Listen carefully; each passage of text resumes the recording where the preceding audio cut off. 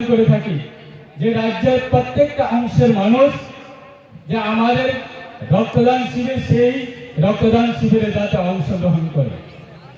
আমাদের জনজাতি অংশের মধ্যে কিছুটা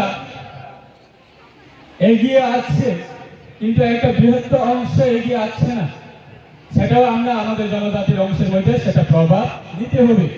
যে আমরা রক্তদান দিচ্ছি সেটা আমাদের যারা আত্মীয় স্বজন, যারা নিজের গ্রাম থেকে নিজের এলাকা থেকে যারা হসপিটালে গিয়ে চিকিৎসার জন্য হসপিটালে ভর্তি হয়, অসুস্থর জন্য হসপিটালে ভর্তি হয় বা অপারেশন করার জন্য হসপিটালে ভর্তি হয়, সেই সময়ে বিভিন্ন পেশেন্টের রক্তের প্রয়োজন।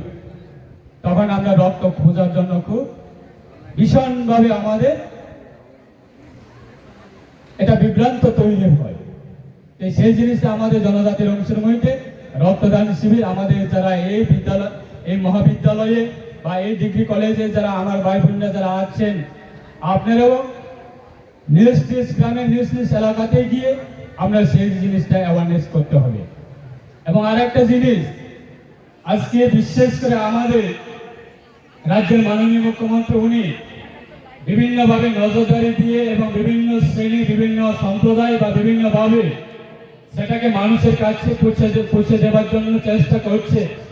যা আমাদের যুব সম্প্রদায়, এই যুব সম্প্রদায় হচ্ছে আমাদের সমাজের মেরুদণ্ড, বা যুব সম্প্রদায় হচ্ছে আমাদের ভবিষ্যৎ, বা যারা ছাত্রছাত্রী আজকে দিনে দাঁড়িয়ে যারা স্টুডেন্ট, আপনারা হচ্ছে আমাদের সমাজের মেরুদণ্ড এবং আমাদের রাজ্যের ভবিষ্যৎ।